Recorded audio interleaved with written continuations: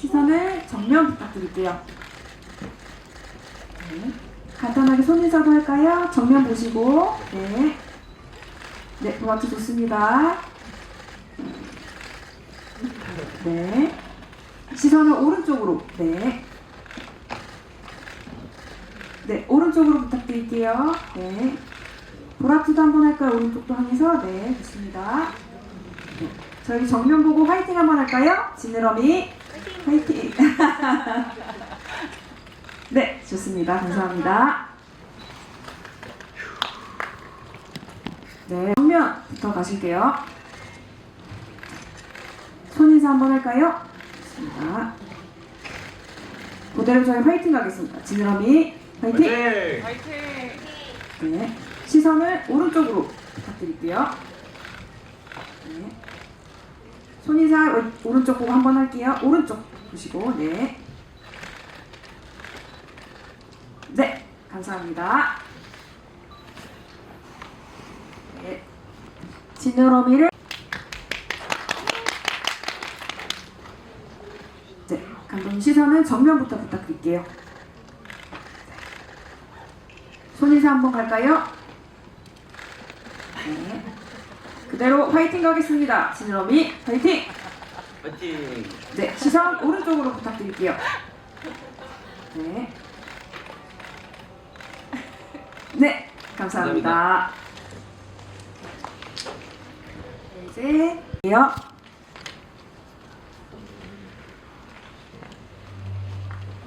네. 네, 시선은 먼저 정면 부탁드릴게요. 네. 네, 저 너무 지금 딱딱한 것 같은데, 손인사. 네, 좋습니다. 네, 지금 나왔어요. 네, 프로 배우님. 제 보호 배우님 모르시는 것 같아요. 좋습니다. 네, 그대로 시선 오른쪽으로 한번 부탁드릴게요. 네. 네, 준비하셨군요. 너무 좋습니다. 그럼요. 좋습니다. 저희 시그니처 포즈, 지느러미 포즈입니다. 네, 시선은 저희 기자님들께 주시기 부탁드릴게요. 좋습니다. 네, 마지막으로 정면 보고 화이팅 할까요? 지느러미 화이팅! 좋습니다. 감독님 입장 부탁드리겠습니다.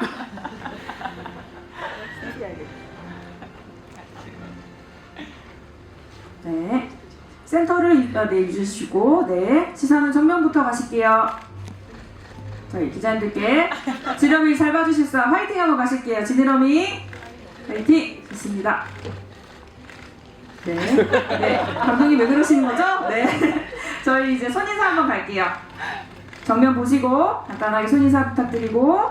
손 조금만 아래로 해주세요. 얼굴에 그림. 네, 좋습니다. 네네네. 그러면 손 아래로 내리고. 네, 내리고. 너무 내리셨네요. 네네네네. 그리고 네, 시선 오른쪽으로 한번 주실게요. 네, 좋습니다. 네, 네, 정면 보시고 저희 그럼 인사하고 포토타임을 마치도록 하겠습니다. 기자님 감사합니다. 인사 부탁드릴게요. 감사합니다. 지느러미 포즈 한번 해주세요. 네. 감독님 가능하실까요? 네, 오늘을 위해서 네, 희생하십니다. 감사합니다. 네, 감사합니다. 이것으로 저희 포토타임을 마무리하도록 하겠습니다. 네, 착석 부탁드리겠습니다.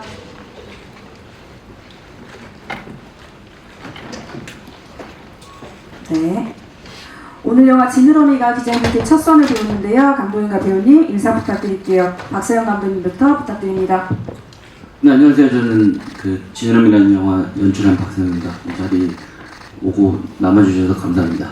잘 부탁드립니다. 네, 김푸른 배우님. 안녕하세요. 영화 지느러미에서 수진 역을 맡은 배우 김푸른이라고 합니다. 반갑습니다. 네, 안녕하세요. 영화에서 오메가 역할을 맡은 고우라고 합니다. 궂은 날씨에도 많이 와주셔가지고 감사합니다. 네, 그럼 지금부터 기자님들 질문을 받아보도록 하겠습니다. 질문을 하신 분은 손을 들어주시면 마이크를 전달 드리도록 하겠습니다. 질문 주실 때는 매체와 성함 말씀 부탁드릴게요. 네, 오른쪽. 네, 안녕하세요. 스포츠 W 임가일 기자입니다. 저 감독님께 질문 드리고 싶은데요. 일단 그 통일 대한민국 설정했을 때 약간 좀 북한하고 남한하고 좀 결합된 듯한 느낌이 들었는데 그 설정 어떻게 구축하셨는지 궁금하고, 그리고 디스토피아 세계화를 표현하실 때 시각적으로 어떻게 보여주고자 하셨는지 설명해 주시면 감사하겠습니다. 네, 제가 유년기를 이제 캐나다에서 이제 살았는데요. 그때는 이제 그 부모님이 이제 곧 통일이 될 거다 이런 얘기를 많이 해주셨어요. 그래서 그 캐나다에 있는 학교 다니면서 그림 그리는 대회가 있었는데 그때 한국 그 남한과 북한을 가로지르는 그 벽을 그리고 그 벽이 이제 허물어지는 거를 제가 그렸는데 그때 처음으로 1등을 받았습니다. 그 대회에서.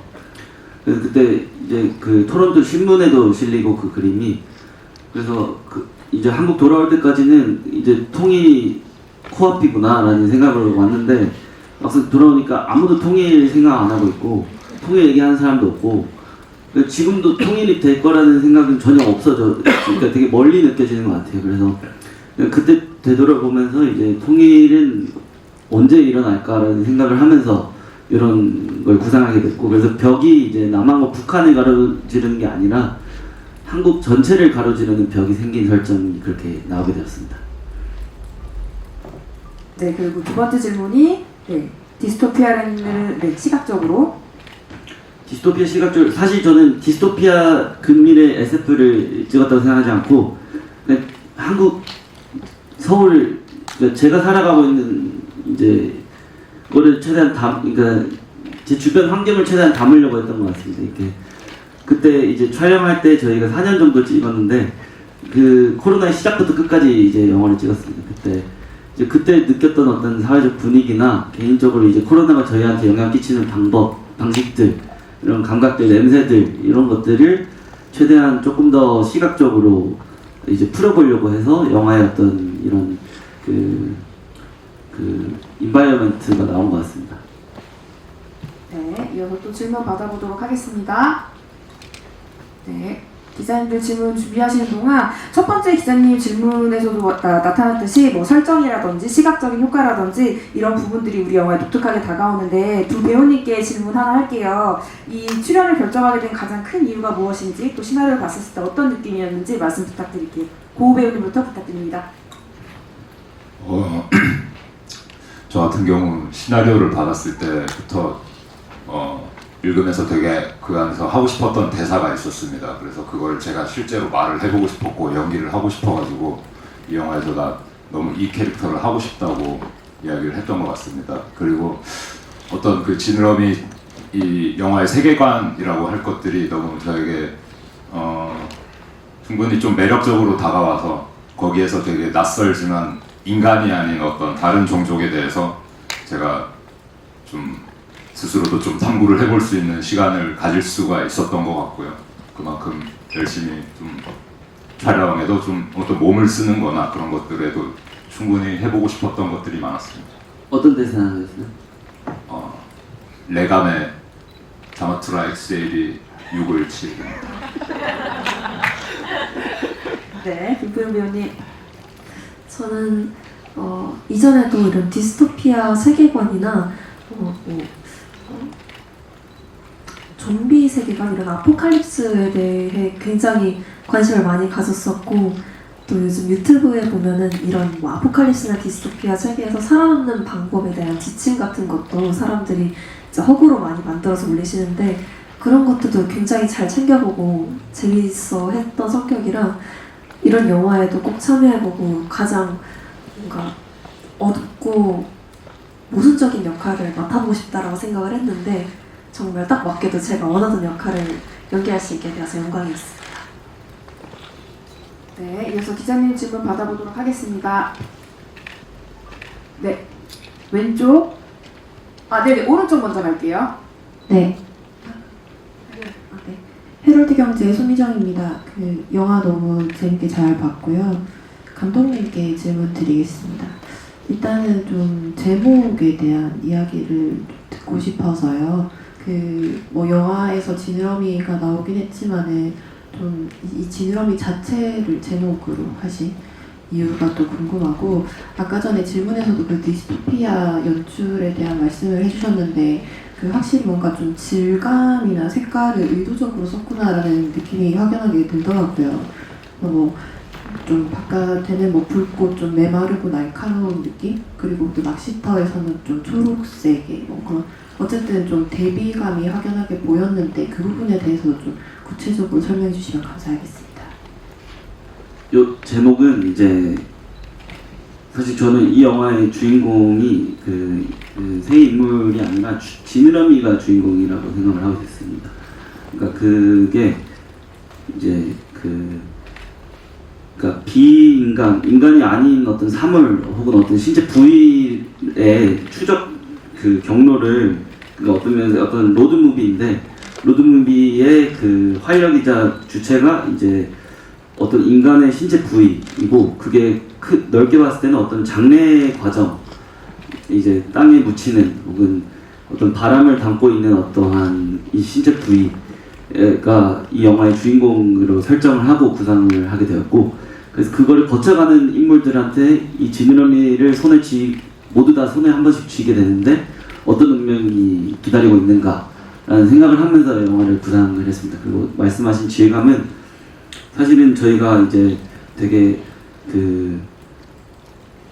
빨리 많이 찍었습니다. 이제 그 촬영 방식이 빨리 많이가 키워드인데, 빨리 많이에 있어서는 세팅을 많이 못합니다. 조명을 이제 2-3시간 동안 치고 못하고, 걷다가 요 장소에서 찍어보고 저 뒷거리에서 찍어보고 이런 식으로 하다 보니 밤에 찍을 때 되게 어둡게 찍혀서 너무 노이즈 되게 지저분했어요, 화면이. 그런데 그 장면을 꼭 쓰고 싶어서 이제 일부러 다른 좀 깨끗하게 찍힌 것들을 그 장면에 맞춰서 조금씩 더 훼손시키기 시작하고, 그러면서 편집 과정에서 이 영화의 질감이 나오고, 그 다음에 그런 어떤 안개나 이 오염이나 이런 설정들도 그런 어떤 현장에서 발생한 어떤 순간들 때문에 이제 영화적인 어떤 기능으로 설정이 되고, 이렇게 후반 작업에서 많이 이제 발견을 하고, 이제 어떤 면에서는 수습 과정에 의해서 세계관이 나왔습니다. 영화 처음 찍을 때 장벽 설정도 없었고, 많은 설정들이 없었죠. 이름도 다 달랐고, 미아 이름도 경아였고요. 이렇게 계속 많이 바뀌었습니다, 영화가. 네, 이렇게 지느러미의 디스토피아 속에 이야기를 많이 해주셨는데, 디스토피아 속의 인물들에 대한 궁금증도 있을 것 같아요. 김프름 배우님께 질문 하나 드릴게요. 수지는 그 오메가를 관리하는 공무원이지만 영화가 진행될수록 오메가에 대한 감정이 흔들리는 인물로 그려지는데요. 이 어떤 인물을 이해하고 어디에 중점을 두고 얘기하셨는지 기자님께 말씀 한번 부탁드릴게요. 약간 선과 악을 아직 잘 구분하지 못하는 어린아이라고 생각을 했어요. 이제 제가 이해했던 이 캐릭터의 뭔가 첫 인상은 뭔가 갑자기 신념이 생겨버린 어린 짐승처럼 생각을 했어요. 되게 본능적이고 뭔가 자신의 목표가 확실한데 그 목표가 무엇을 위해 그 목표를 세웠는지 제대로 이해하지 못하고 있고, 또 자신의 신념이 확고하지만 그 신념을 왜 가지게 되었는지 생각을 해보지 않은, 그냥 무조건 이래야 돼 라는 생각에 갇혀버린 짐승이 선과 악을 구분하기 시작하면서 지금 내가 가진 신념이 이게 맞는 건가? 하면서 혼란스러워하는 인물로 생각을 했었던 것 같아요. 네, 맞습니다. 감사합니다. 네, 이어서 기자님 질문 받아보도록 하겠습니다. 네, 왼쪽. 네, 안녕하세요. 경향신문 전지혜연이라고 합니다. 감독님께 먼저 질문 드리고 싶은데요. 일단 오메가라는 존재의 설정 자체가 흥미로웠는데 좀 역사적으로 배척당해온 여러 존재들을 상상하게끔 하는 설정이라는 생각이 들었습니다. 근데 그런 존재를 물고기처럼 지느러미를 가진 존재로 설정하신 이유가 좀 궁금했고요. 또 배우님들께도 질문이 있는데요. 이 배경이 한국이지만 통일 대한민국을 배경으로 하고 있기도 하고 판타지적인 설정도 있다 보니 말투를 설정하실 때 좀 어떻게 발화해야 될지 고민도 있으셨을 것 같아서 두 분 배우님께서 캐릭터를 좀 어떻게 잡으셨는지 그 부분 좀 여쭤보고 싶습니다. 네, 감독님 먼저 부탁드릴게요. 일단 그 역사적으로 한국뿐만 아니라 여러 나라에서 제가 이렇게 연구를 하고 있었는데 그 소수 민족이나 소수자들이 계속 그 도시 중심부에서 이제 변두리로 밀려나가다가 결국에는 해안가 쪽에 항상 자리를 잡고 정착을 하게 된다는 것을 알게 되었습니다. 여기서 이제 제일 특징적으로 이제 프랑스에서 소수민족 중 카고족이라는 분들이 있었는데 그분들은 왜 배척당했는지 역사적으로 기록이 남아있지 않고 그렇게 배척받다가 자기들끼리 이제 점점 더 이제 운동 생활을 하다 보니 이제 근친상간을 할 수밖에 없게 되고 신체 기형이 생기고 또 더 배척당하고 그러다 갑자기 역사에서 사라졌다는 기록을 발견하게 됐습니다. 그래서 어디로 사라졌을까라는 생각을 연구를 하다가 그 푸코가 쓴 그 죄와 형벌이라는 그 책에서 비슷한 시기에 그쪽 바닷가에서 이제 사람들을 이제 어떻게든 처리하는 방식으로 배에 태워서 그냥 물에 다 빠뜨려 버렸다는 것을 알게 되었어요. 그래서 그런 식으로 사라졌을 수도 있겠다는 생각이 들면서 동시에 그때 이제 흥미로웠던 것은 그 마을 쪽에 그때부터 어인들이 보이기 시작했다는 그리고 세이렌의 목소리, 어인의 울음소리들이 들리기 시작했다는 어떤 전래동화 그리고 어떤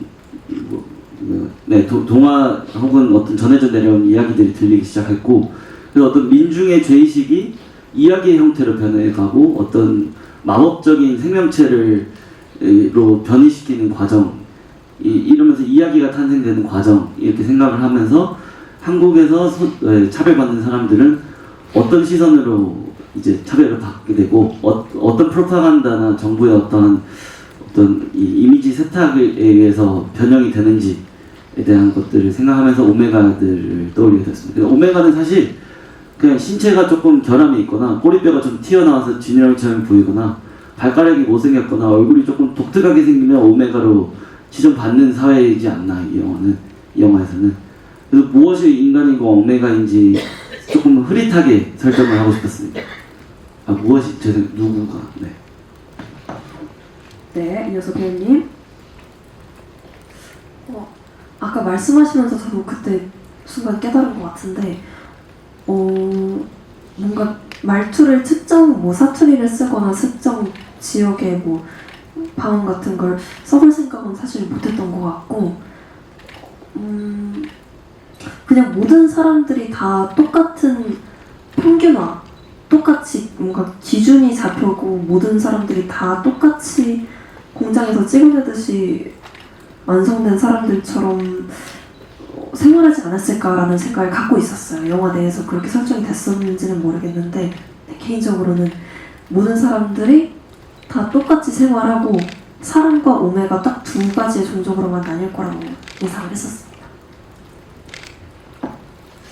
네, 저 같은 경우 그 작품을 준비하면서 일단 이 인간이 아닌 다른 오메가를 연기할 때 말투를 최대한 좀 다르게 가보고 싶기는 했었습니다. 왜냐하면 이게 아무래도 우리나라도 어떤 사투리나 이런 것들이 되게 이렇게 구역별로 이렇게 경계선이 있듯이 나눠진 게 아니라 이렇게 좀 자연스럽게 이렇게 넘어간다고 저는 생각을 하거든요. 그런데 여기서는 아무래도 장벽이라는 큰 어떤 그런 것 아니면 이렇게 외부로 밀려난 그런 것들 환경을 고려했을 때 확실하게 좀 다르게 가고 싶다는 생각이 있었고요. 그래서 이거를 이렇게 혼자 좀 준비를 해봤고요. 그래서 감독님께 얘기를 드렸고 이걸로 그래서 오케이를 해서 그 다음에 모든 대사들 나오는 모든 대사를 거기에 맞게 좀 준비를 계속했던 것 같습니다. 네, 지금 감독님도 그렇고 배우님도 그렇고 오메가에 대해서 말씀해 주셨는데 보호 배우님께 추가 질문 하나 드릴게요. 그 영화에서는 오메가가 인간과 비인간이라든지 정상과 비정상의 경계를 흔드는 존재로 차별과 공포의 대상으로 나오는데요. 그리고 또 공존에 대해서 질문하는 존재이기도 하잖아요. 이 오메가 캐릭터를 어떤 존재로 이해하고 또 감독님하고 또 어떤 이야기를 나누셨는지 기자님들께 공유해 주시면 좋을 것 같습니다. 아무래도 처음에 어떻게 성격을 잡아나갈까 이 오메가의 캐릭터를 어떻게 설정을 해야 할까 고민을 했었는데요. 아무래도 아마 이 오메가는 태어났을 때부터 계속 국가에 등록이 되었을 거고 이 차별화된 이 사회 이건 이게 아마 오래 전부터 있었겠죠. 그렇기 때문에 어떤 되게 수동적이지 않을까라고 저는 생각을 했습니다. 그래서 이렇게 차별받는 것 자체가 그 오메가들에게는 당연한 거고요. 그렇기 때문에 더 어떻게 보면 성격이 더 없고 더 표정이나 감정 자체가 그렇게 잘 드러나지 않고 숨기고 그렇게 할 거라고 저는 생각을 했던 것 같습니다. 그래서 이것들이 이야기가 흘러가면서 점점 조금씩 그 오메가의 감정이 조금씩 자기가 겉으로 드러낼 수 있는 법을 알아내가는 그런 방식으로 저는 생각을 하고 연기를 했던 것 같습니다. 네, 이어서 기자님들 질문 받아보도록 하겠습니다. 네, 오른쪽. 네, 저 맥스무비 김보라 기자입니다. 저는 감독님과 고우 배우에게 질문하고 싶은데요. 일단 그 로카르노나 시체스 또 금마 같은 좀 유명한 영화제에 많이 초청을 받았는데 그런 소감 좀 궁금하고 그 영화제들에서 좀 어떤 평가를 받으셨는지 기억에 남는 코멘트 같은 게 어떤 거셨는지 궁금하고 그리고 고우 배우는 좀 검색해보니까 잘 프로필 같은 게 안 나와서 이번 영화가 좀 첫 스크린 데뷔작인 것 같더라고요. 그래서 좀 소감과 느낌 이런 출연하게 된 그런 기분이나 개봉 소감들 부탁드립니다. 네, 감독님부터. 이게 그 지느러미라는 단편 영화를 제가 고우 배우님이랑 같이 11년 전에 찍었습니다. 그래서 이제 거의 처음으로 이제 찍은 단편 영화였는데 둘이서 찍고 이제 그때 영화가 되게 못 나왔다는 것을 객관적으로 알지 못한 채로 그때 얼마 없던 돈을 모아서 기억납니다. 70프랑크였습니다. 그 영화제 출품을 했는데 그 영화제가 로카르노 영화제였어요. 근데 그 로카르노 영화제에서 이제 대답 기다리다가 우리 될 수 있겠다는 생각 들어가지고 하다가 그 보류 중인가 뭐 떴었죠. 뭐가 떠가지고 아 우리 됐구나라는 생각에 엄청 희망차게 있는데 보류 중이 그냥 안 됐다는 거였어요.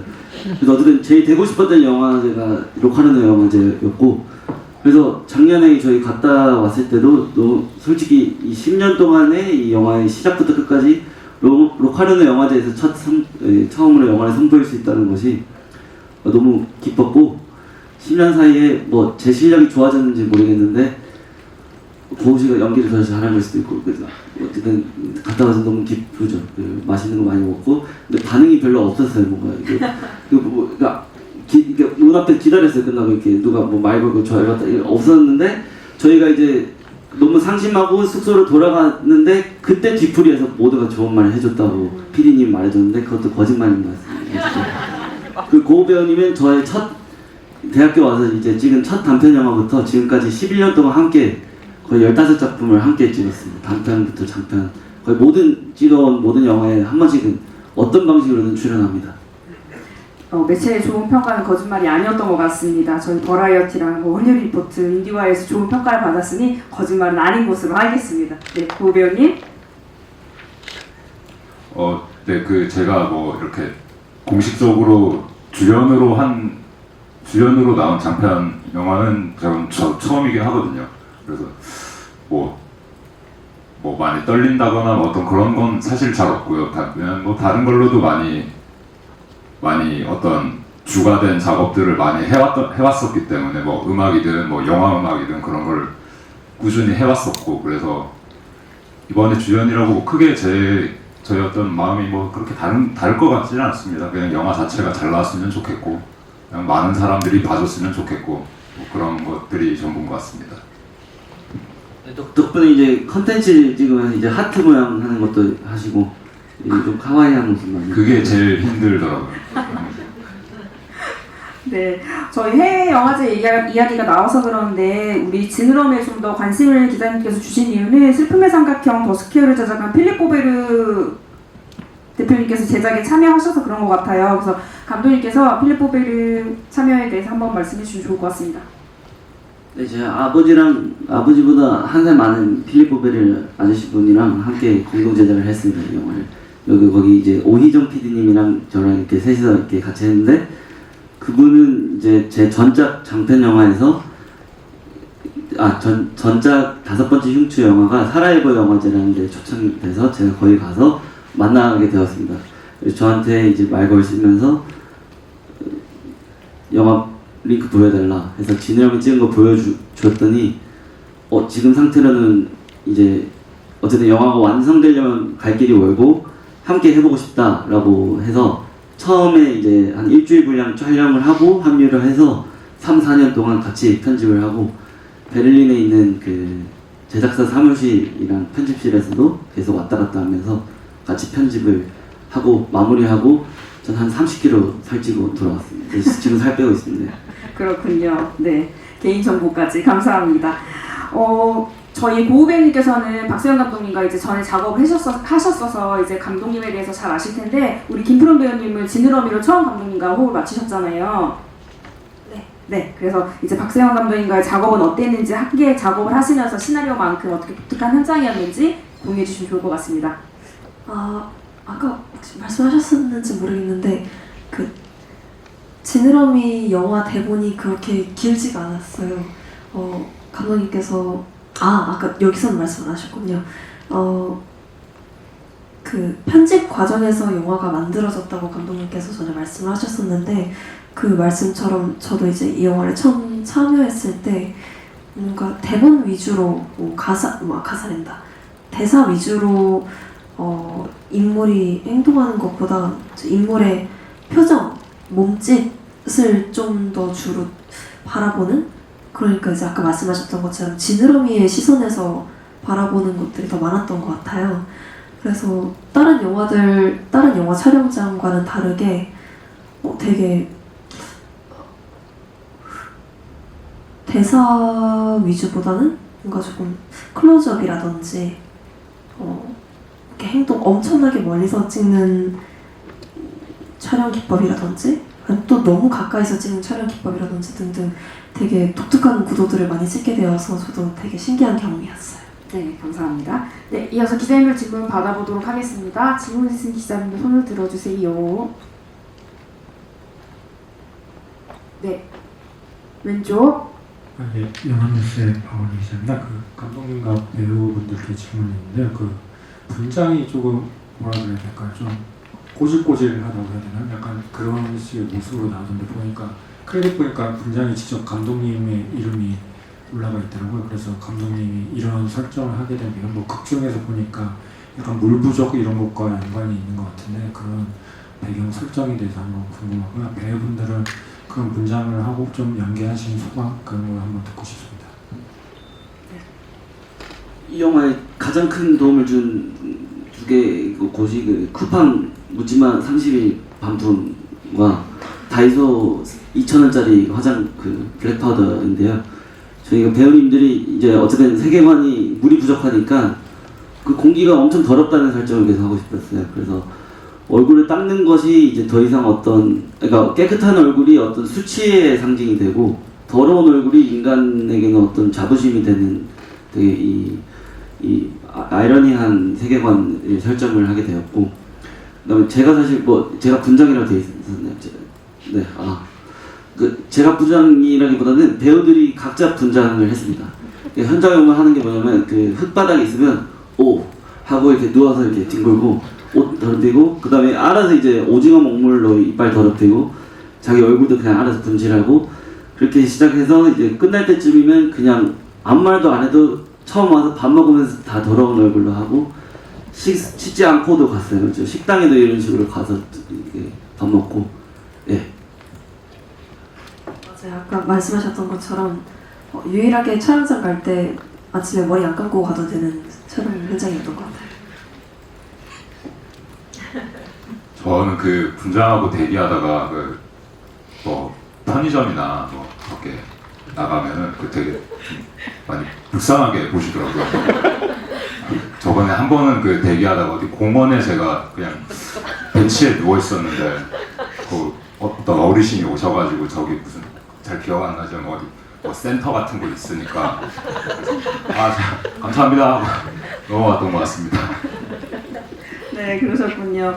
네, 아직 질문은 안 나왔지만 기자님들도 궁금하실 것 같아요. 영화 속에서 그 황금 낚시터라는 공간이 나오는데 이 공간이 영화에서 어떤 의미가 있는지 말씀 부탁드리고 감독님께 이어서 감독님 영화 속의 음악도 저희가 독특하잖아요. 그 부분에 대해서도 말씀해 주시면 좋겠습니다.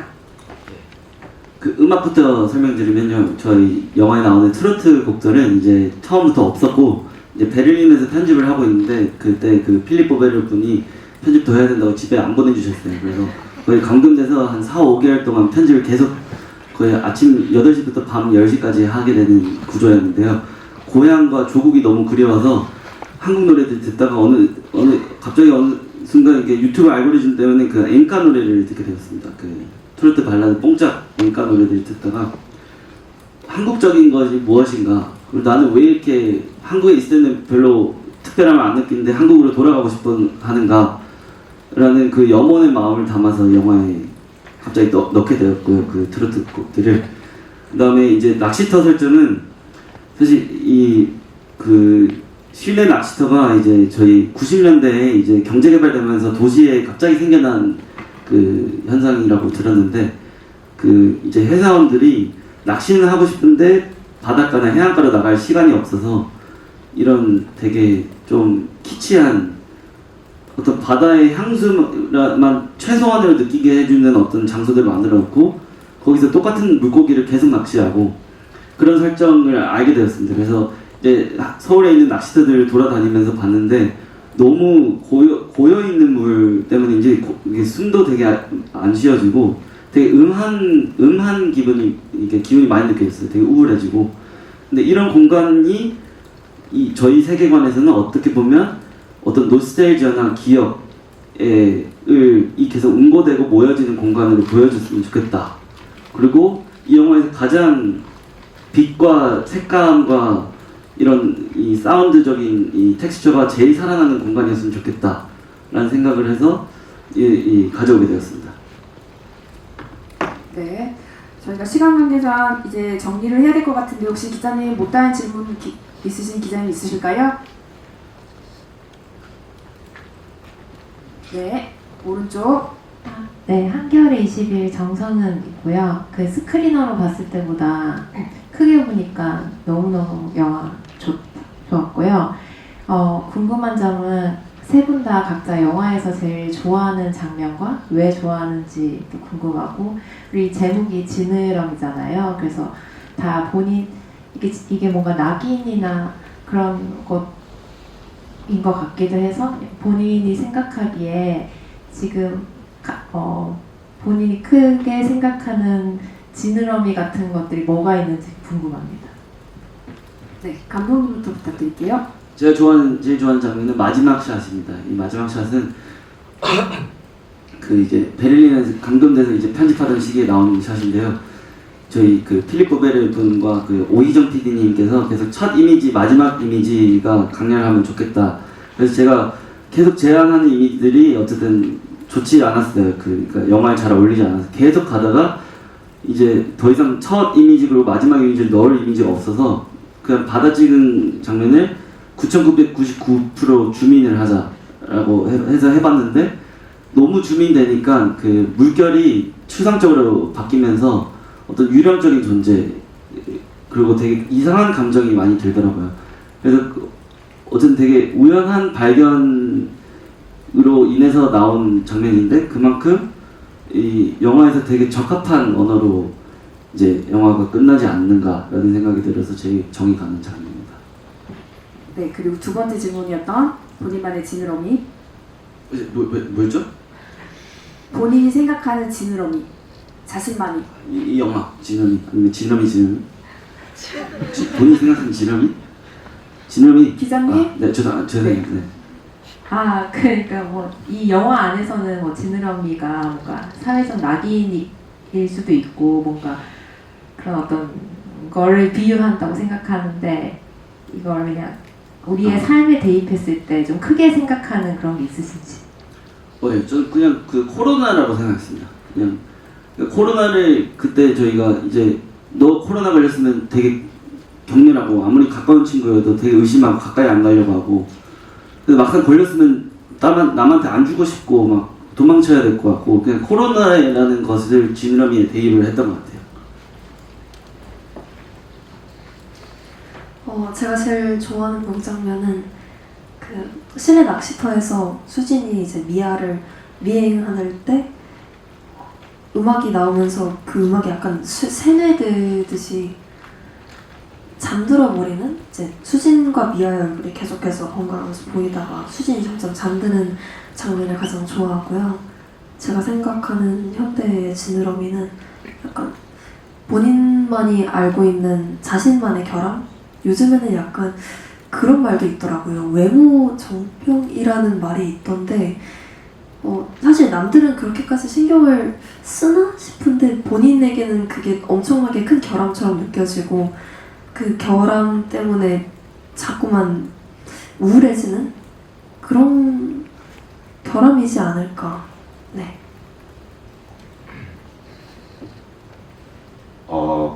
제가 제일 인상 깊은 장면은 그 제일 첫 장면쯤이기도 한데 동료 오메가가 죽을 때의 장면을 되게 좋아합니다. 앞에 좀 편집이 됐지만 생략됐다고 생각하고 그거를 상상을 했을 때 되게 이렇게 사진을 전달하면서 유언을 남기는 그 씬을 실제로 촬영장에서도 가장 좋아했었고요. 너무 인상 깊었던 연기를 해주셔가지고 너무 감동이었습니다. 그리고 원래 제가 그 지느러미랑 그거를 할 때 제가 코로나를 하려고 하다가 급하게 머릿속으로 생각을 해봤는데 아마 인스타그램 팔로워 숫자 같은 게 아닐까 싶습니다. 네, 말씀 감사합니다. 혹시 못한 질문 있으신 기자님 계실까요? 네, 그럼 저희 감독님과 배우님들 마지막 끝인사 듣고 기자 간담회를 마치도록 하겠습니다. 끝인사 후에는 포토타임이 진행됩니다. 감독님부터 인사 부탁드릴게요. 어쨌든 영화 보러 와주셔서 감사합니다. 이제 곧 그 쟁쟁한 영화들이 극장을 가득 채워든다고 들었습니다. 이제 호프와 스파이더맨과 오디세이와 그다음에 그 사이에 저희가 있는데 그 영화들 다 보시고 시간 남으면 저희 영화도 한번 떠올려 주시면 감사하겠습니다. 어쨌든 저희 그 4년 과정 걸쳐서 되게 적은 인원으로 모두가 그 자신의 어떤 모든 노력을 쏟아부은 4년 동안 번아웃이 와도 계속하는 작업이었는데 사실 노동의 정도가 이제 작업의 아웃풋이랑 저는 직결된다고 생각을 하진 않지만 어쨌든 그 뭔가 진땀이 영화의 텍스처에서도 느껴지는 것 같고 이런 노고가 어떤 영화의 어쨌든 이 뭐랄까 남는 잔상에서도 되게 남는 것 같고 그래서 이런 것이 되게 소중하게 느껴져서 개봉을 하게 돼서 너무 감사합니다. 이런 영화를 개봉시켜주는 대한민국 감사합니다. 네, 국내 화제 같은 게 있지만 저희 지느러미가 독립영화 힘을 보여줄 거라고 믿습니다. 네, 김프름 배우님. 네, 영화 이렇게 보러 와주시고 기자님분들도 자리해주셔서 정말 감사드리고요. 이제 독립영화가 조금씩 더 사람들에게 알려지고 또 일반인 관객분들도 많이 봐주시는 세상이 오고 있는 것 같아서 저도 많이 기쁘고요. 영화라는 문화가 사실은 조금씩 희미해지는 것 같다는 생각도 드는 요즘인데 조금 더 인디도 인디지만 모든 영화들에게 관심을 더 가져주셨으면 좋겠고 네, 여러분들 와주셔서 정말 감사드립니다.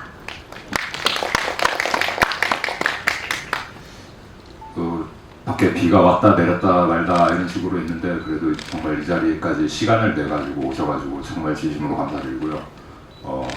이 영화 말씀대로 저희가 되게 오랫동안 촬영을 하고 또 후반 작업도 계속하고 나가고 했던 것들이 사실 저에게 되게 좀 좋은 추억으로 남아 있는 것 같습니다. 그런 추억이면 충분히 앞으로 영화가 나오고 나서도 좋은 어떤 이미지로 저에게 작용할 것 같고요. 어떤 결과나 그런 거는 사실 모르겠어요. 그렇게 중요할 수도 있죠. 중요하지만 중요하지 않다고 중요한가요? 중요합니다. 그러면 많이들 봐주시면 좋을 것 같고 어떻게 다른 친구들 동료 작업하는 친구들이 얘기했던 게 그 오메가와 스파이더맨과 외계인과 싸워서 이길 수 있을 것 같다라고 했는데 그 거짓말하지 말라고 얘기했는데 아무튼 뭐 잘 많이 봐주시면 감사하겠습니다. 네, 감사합니다. 잠시 자리 정리한 후에 바로 포토타임 진행하도록 하겠습니다. 참석자분들은 장례가 정리되는 동안 잠시 대기 부탁드릴게요.